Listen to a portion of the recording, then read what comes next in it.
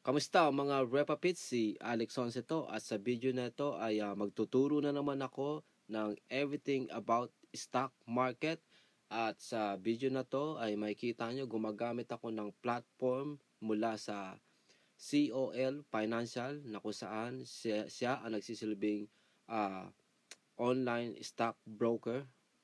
Ngayon, makikita natin dito, may kung ano klaseng mga digits at kung anong nakasulat dito, may buy and sell and everything, tapos may sasabig na board at whatever. So, ang gagawin natin, hindi ko totally i-cover lahat. I-cover natin yung banda dito sa kanan para magkaroon kayo ng idea. Sa ting magba-buy and sell tayo, ito ang mga bagay na dapat nating tinitignan muna. Magsimula tayo sa taas. Dito sa taas, ang sabi, previous. Previous, di ba? Ang sabi, previous.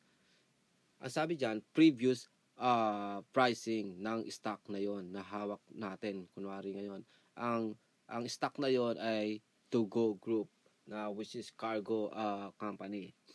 Ang previous stock market price niya or market price niya ay 9 peso and 70 cents. Ngayon, dito naman sa last, ang ibig sabihin nito, itong last at ito na yung last amount or market price at ito rin ang current price. Kapag nakita natin geto ganyan, geto ang presyo. Ngayon, kapag itong presyo na to kulay red, ibig sabihin bumababa ang presyo ng stock market. Pero kapag itong red na to na 952 ay nagiging kunyari tumaas yan at naging kulay green, basta yung digit na to, yung presyuhan na to, kapag naging green yan, ibig sabihin tumataas yung value nitong company na to. Yun yun. Ngayon, dito naman sa may change, ang ibig sabihin yan, ang dali makita, 9 peso and 70 cents ang previous price. Pero ngayon, bumagsak ang presyo nung company na to, naging 9 peso and 52 cents. So ginawa lang nila, pinapakita dito kung magkano sana yung magkano yung talo. Ang ibig sabihin nito, 970 tapos naging 952 na lang. So nangyari ngayon, ima-minus mo ngayon yun. So 9 peso and 70 cents minus 9 peso and 52 cents, may sukling ay may equals 18, di ba? 18 centavo. Ngayon, nakalagay naman dito naman ay percentage change. Ibig sabihin nun, itong 1.86, yan ang percentage mula dun sa 9 peso and 70 cents. Ngayon, dito naman sa may open, ibig sabihin yan, yung pag-open yung pagbukas ng stock market, ito ang open pricing o start pricing. Ngayon, dito naman sa may low, makikita natin, ibig sabihin nito, ito yung pinakamababang presyo na inaabot niya. Tapos makikita natin sa high, siyempre, alam naman natin yung ibig sabihin ng high, yung pinakamataas na presyuhan na inabot niya.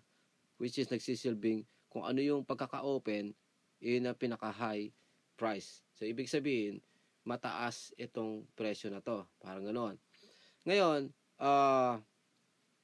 makikita natin yung trades. Ibig sabihin yan, ilang tao na ang nagte-trade, nagba-buy and sell.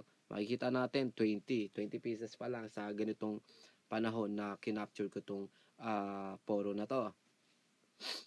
Ngayon, yung iba, kahit hindi nyo na masyadong intindihin pa dahil hindi na masyadong yan, at saka later on, parang naturally nyo na lang maintindihan kung ano-ano yung mga nandito.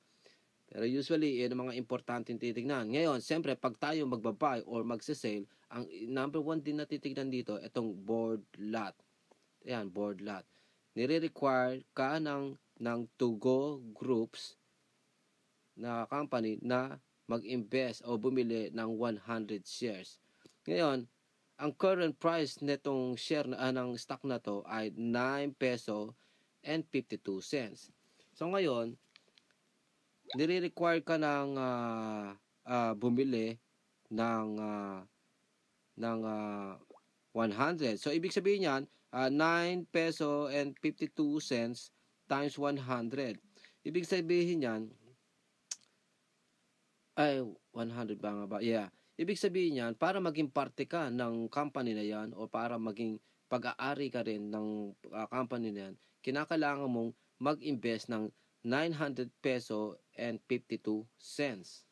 900 peso and 52 cents. Since 100 board lot lang ang hinihingi niya, ang mura, ang cheap, ang daling makaano. Which is ako ay bumili ako niyan ng 1,000 shares na inabot ako ng 10,000 plus. Kasi nabili ko sa mas malaking presyuhan. At kahit mabili ko sa 950, umaabot pa rin ng 9,500 ang aking gagastusin or babayaran. Which is ilang beses ko nabili sa ganong presyuhan na 950.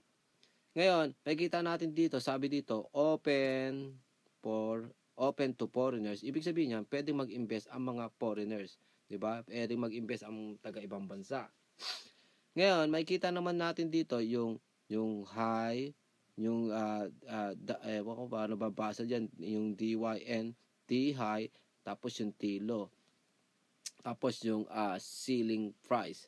Ang ibig sabihin ng ceiling price, ito yung mandatory na ipinataw ng government na keso hanggang ganito lang ang magiging maximum price nitong stock na to. Kada isang stock, ganito lang dapat ang presyo, which is 14.55. 14 peso and 55 cents kada isang share. Hanggang dyan lang dapat at hindi na tataas pa dyan.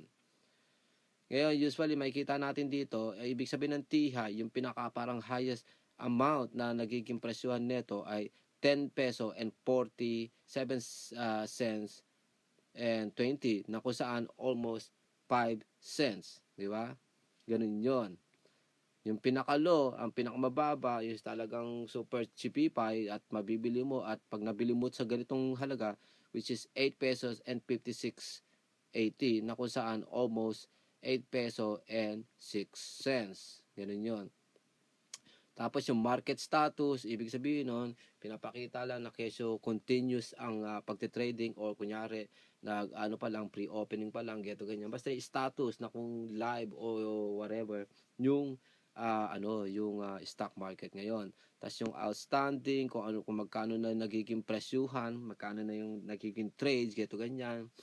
Tapos yung value, kung gaano ba kataas, kababa, yung value niya, yun ang ibig sabihin nun, di ba? Yan ang mga ibig sabihin nitong mga nakasulat dito sa na to. Tapos yung the rest, yan, fluctuation, gato ganyan. Hindi mo masyadong iisipin yan dahil ang number na iisipin mo lagi dito, yung board lot, yung previous price, yung last price or current price. Yan ang titignan natin dyan. Titignan natin yung low, high, at opening price para magkaroon tayo ng idea. Di ba? Ngayon, kung titignan naman natin dito naman sa gitna na to, may green digits, may red digits. Ibig sabihin niya, may bid and then ask. Ang ibig sabihin niyan, etong bid, eto mga buyers na willing bumili ng like 3,000 shares sa halagang 9 peso and 52 cents. Isa naman, willing bumili ng 7,100 shares sa halagang 9 peso and 50 cents. Ito naman, 10,000 ang gusto niyang bilhin, pero mas mababang presyo gusto niyang mabili, 9 peso and 48 cents. Lalo na to, pinakamababa. 5,600 lang gusto niyang bilhin, pero ang asking price niya ay 9 peso and 40 cents. Di ba? Yan ang binibid niya. Ngayon, nagbabakasakali siyang may pumayag sa ganyang presyo. Ngayon, meron naman dito, asking price, na kung saan, ibig sabihin, ito ang buyers, ito ang sellers. Itong green ang buyers, ito ang sellers, yung red. Ngayon, makikita natin, ang current price ng stock na to ay 9 peso and 52 cents. Pero itong mga sellers, binibenta nila 9 peso and 61 cents, 9.68, 9.70, 9.80, 9.85, di ba? So, may teknika niya. Kaya nila binebenta na mas mataas pa sa current market price dahil nga ito ang nagsisilbing trending trending mode neto ay upward, pataas yung trending mode neto. Ibig sabihin, ang laki ng chance na lumaki ang mga presyuhan neto na pwede niyang abutin tong up to 14 peso and 55 cents na ceiling price, o kaya pwedeng abutin itong T-high price na 10 peso and 47.20 na presyuhan. Kaya kahit ang current price niya ay 552, 952, ito nagbebenta ng mas mataas pa ron. Tsaka laging ano yan depende rin yan sa kung ilang value ang binebenta nila. Katulad nito, 968, 9 peso and 68 cents, 300 lang ang binebenta niya. Di ba?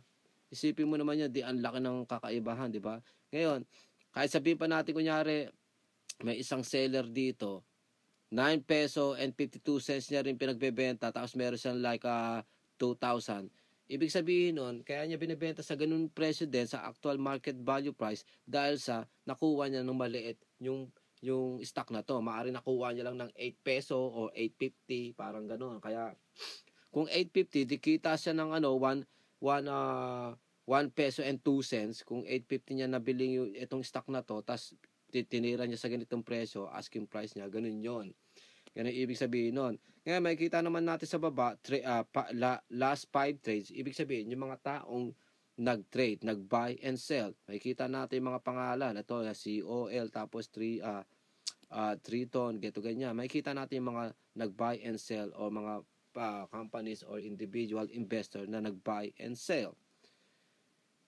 Kaya pag dito naman tayo sa order details at sell details, ibig sabihin yan, katulad niyan, para makabili ka dito ng stock, hindi ka pwedeng bumili ng 10 lang, 20 lang, ng 50 lang, ng 80 lang, ng 99 lang, hindi. Kasi ang board lot requirement ay 100. So, ibig sabihin niya, pag umorder ka dito, laging tagwa 100 ang o-orderin mo.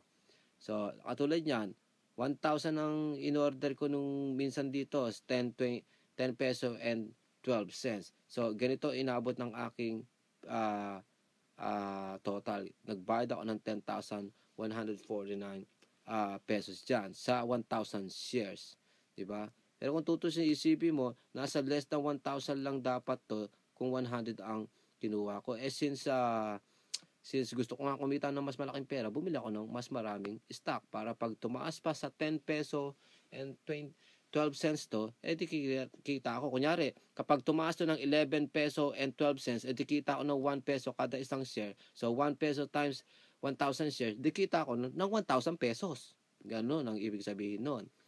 Diba? Ang gagawin mo dyan, i-enter mo yung stock code na kung saan, ayan, to go, tapos ilalagay mo i-click mo yung code, then after that, lalabas na yung ganito. Yan, yung mga information na to, lalabas na. Then after that, imbis na i-enter mo dito sa number of shares, i-enter mo yung 1,000, gagawin mo, pipindutin mo lang tong plus, and then automatic, na yan. Isang pindot mo ng plus, 1,000, isang pindot mo ng plus uli, 2,000, ganon. Laging ang increment niya, hindi pala, pag unang click mo 100. Tapos click mo 200 kasi nga 100 board lot lang ang nire-require.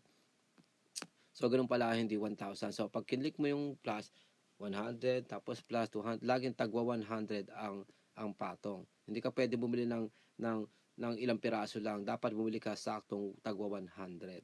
So ganun 'yon. So ngayon, pag makikita natin yung cash value mo na yung available mong cash na pambili na andito. 'Di ba? Actual cash mo at yung buying power mo na andito. Ganun ang niyan. Ganun ang pagtingin nitong window na to. Either mag-buy or sell ka, mag-buy or sell, ganun lang ang pagtingin nitong window sa trade. Makikita natin nandito tayo sa trade tab. And then, yun na nga, nasa trade tab tayo at makikita natin kung ano yung current pricing netong To Go Group Incorporation. Okay? Sa palagay ko, sana may natutunan kayo sa tinuro ko dito. Sana medyo maliwanag sa inyo ang aking pagpapaliwanag. Kung feeling nyo interesting at informative itong video na to, i-click nyo yung like button at i-share nyo itong video ko at mag-subscribe na rin kayo. The more na ginagawa natin yan, the more na makakita kayo ng mga getong tutorial na bihira nyo makikita sa online, lalo na sa YouTube. Dahil unang-una, mga pinagtuturo nila doon, mga pang-professional na pang-nosebleed. Hindi katulad ng tinuturo ko, mga pang-ghetto version. Mas madaling intindihin, mas madaling unawain, mas madaling pakinggan dahil ito ay pang-masa, pang-salitang kanto ang iyong maririnig. Di ba?